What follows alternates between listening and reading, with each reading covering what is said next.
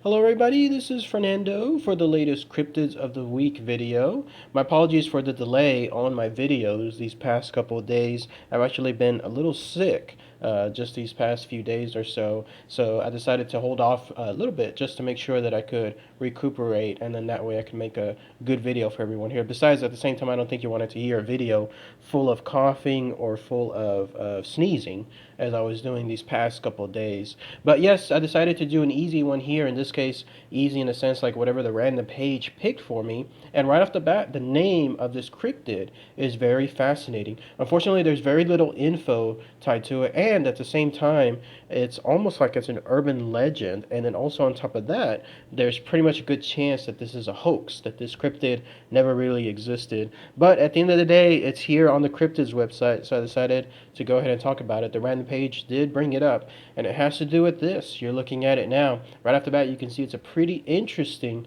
looking cryptid, but the name itself is definitely something that is just fully captivating. It's known as this, the Disco Demon. Isn't that catchy? Like right off the bat, there's an instant hook with it, but it's also known as the Rave Party Devil. So let's go ahead and let's talk about all the brief, but in this case, interesting info associated with this cryptid. So what was this Disco Demon? Keep in mind that this information I'm about to give is pretty short, but whenever I talk about it being a hoax, at the same time, I think it's more along those lines too. But it was something that was found apparently there in Poland throughout the 1980s to the 1990s. So a little over 2 decades in that case, somewhere around that time period.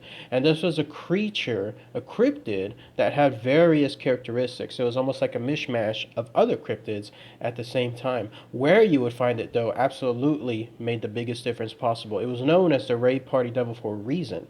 You could only find this thing, for whatever reason, there in raves, or those big parties that lots of youngsters had at that time. So this was a creature, first, its characteristics, this creature that was a shape shifter. So this was something that could change into any human form. And interestingly enough, it could choose to be either a man or a woman. This was tied to the fact that this thing hunted people. And so it could hunt either guys or it could hunt either girls. And because of that, it would change its human form to suit its other parties. So whatever was the case, whoever's interested in this case, in either guy or girl, this thing would fully shapeshift to that person. And it was a complete human form. Like people would just see it and not have no idea that this was a cryptid, except for one thing.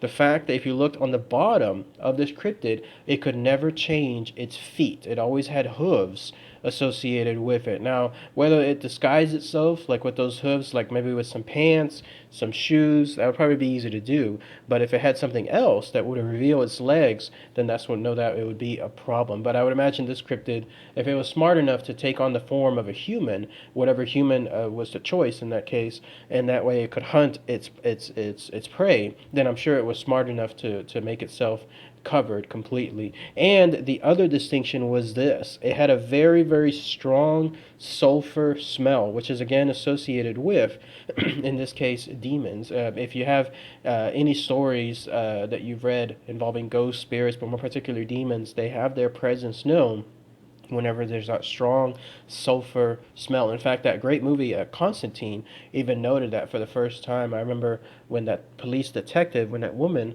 when she was attacked by those winged demons, and after the attack was over, she was coughing like left and right, and that was because of the sulfur that was there. And there was that brief moment where Constantine says the sulfur is what gets to people the very first time. Such is the case here with this disco demon. So if you can't necessarily see its hooves, but then you'll know you're within the vicinity of this thing if you're at a rave or a very large party and you happen to be in Poland, and then you smell that sulfur. So why it would do it was this: it would basically change itself to whatever human form it could, and then it would basically ask people to leave with it. So almost like it's like a game of sorts when it came to seeing who it could take home for the night. Just like any other type of like straight out of the movies, whenever people would go with one another back home to have some fun, such was the case here. This creature would do the very same thing. It would possibly just ask any random person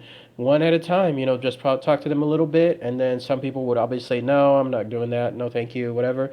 And then finally it would get to a point point where after a certain period, somebody would finally say yes. And so the person would go with this disco demon, and when that happened, then they would mysteriously disappear and never be found again. And thus, this disco demon would claim yet another party. I imagine, too, when it came to being known as a disco demon, that it probably had the clothes resembling whatever the time period was there. So if it was the early 1980s, imagine that cheesy 1980s clothing. If it was in the 90s, imagine that cheesy 90s clothing, probably all the flannel and all the jeans and so forth.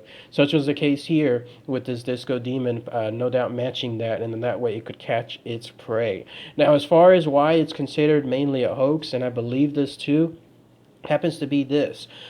This thing, whatever it was, only came about at a time period there in Poland when there was a big stance against raves and against parties. I guess it was a phenomenon. Somebody let me know there in Poland if there was all of a sudden in the 80's and 90's like a big, huge wave of parties going on, annoying parties or parties that just got out of control. And when that happened, then people were just getting fed up.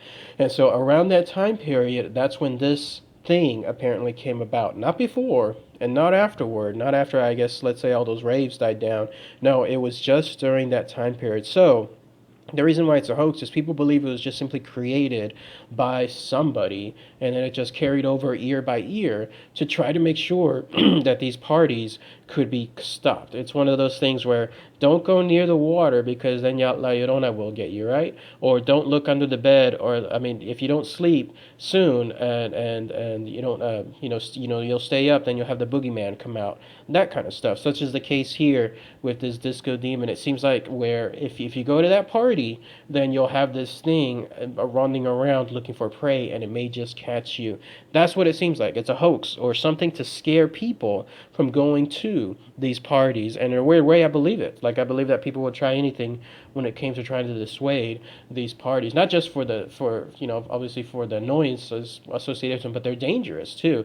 Because you could imagine, like, some people there would go too far. Like, they would truly either get burned out, they would get too high, drugged out, they would get too drunk, or they would be someplace where they would be at the wrong part, meeting the wrong people at the wrong time and get seriously harmed from it. So that's why this thing, the so-called cryptid, was created to try to prevent it. So I believe it. I mean, I believe more of that than, let's say, in this case, a cryptid that could shapeshift into bell bottoms, and then that way it had like the chains and so forth.